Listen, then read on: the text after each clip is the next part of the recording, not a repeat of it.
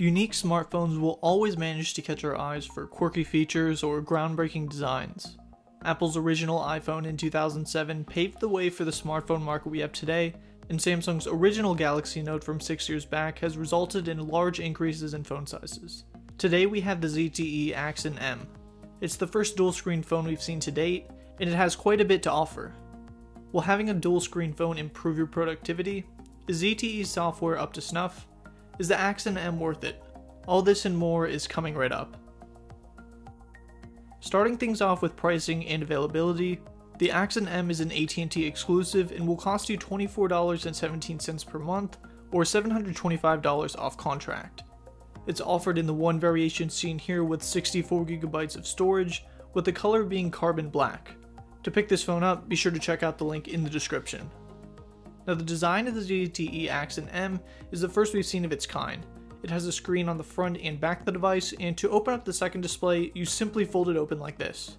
The two displays here are each 5.2 inches, 1080p, and they look pretty good. They're not as good as the Google Pixel 2s, which I just reviewed, but they're still decent looking.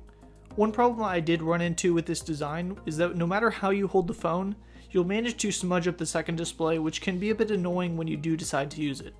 One great feature with the foldable screen construction is that the second display can also serve as a method to prop up the first display at just about any angle. With this configuration, we can mirror display 1's content to display 2 and allow people to simultaneously consume the same content.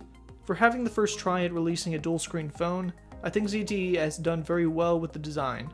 The build quality is solid and tough with the metal frame, and the positioning of the power button, volume rockers, and programmable button is surprisingly intuitive. The power button also does work perfectly as a fingerprint sensor, and the button is slightly sunken into the body to differentiate itself between the other two buttons.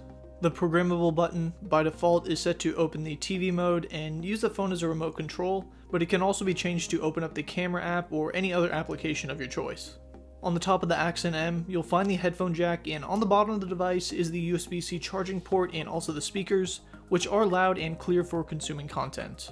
One other plus with the Axon M is that it does have a MicroSD card slot, which supports MicroSD cards up to 256GB, and like I mentioned earlier, the Axon M comes in one variant with 64GB of storage, but with all the other carrier bloatware and other applications on the device, in reality you'll get about 44GB of usable internal storage. So if you're looking for other expandable storage options, I'll have a link to some MicroSD cards down in the description below.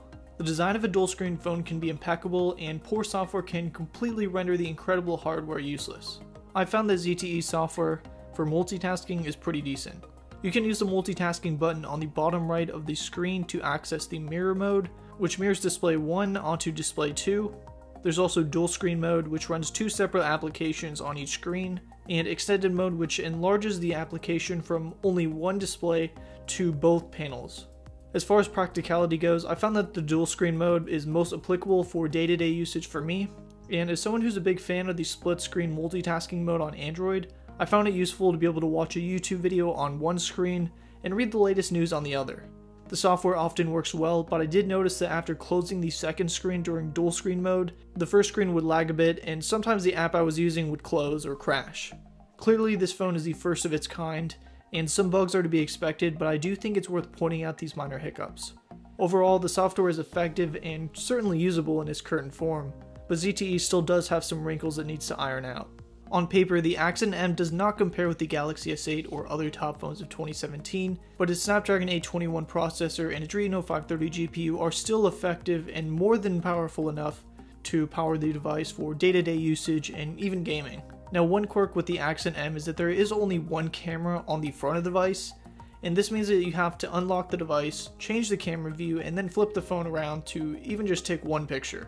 Now, most of the time it's not a big deal when pictures are actually staged, but when every second counts during those quick picture moments, the Axon M may be too slow.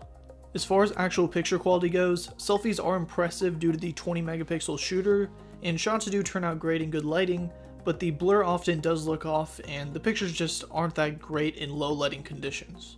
As far as the battery goes, the Axon M has a 3180 mAh battery, which yields about 5 hours of on-screen time per charge, but keep in mind that's with me using mostly just one screen on, and when you use two screens at the same time, that will drain your battery probably about almost 2 times the speed, so just keep that in mind when you're using the phone. Now, after taking in all this information, is the ZTE Axon M worth it? For a businessman looking to up his productivity on the go using Excel on one screen and his browser on the other, I can certainly see the advantage for someone like that. However, for most of the population, I don't see the dual screen adding much functionality to their lives. Moving forward, dual screens could certainly make an impact in the smartphone market, or could easily fade away like flexible phones did for LG. Let me know what you all think about the ZTE Axon M in the comment section down below, and while you're commenting, be sure to give the video a thumbs up and also subscribe to this channel. Thanks for watching, and I'll see you all in the next video.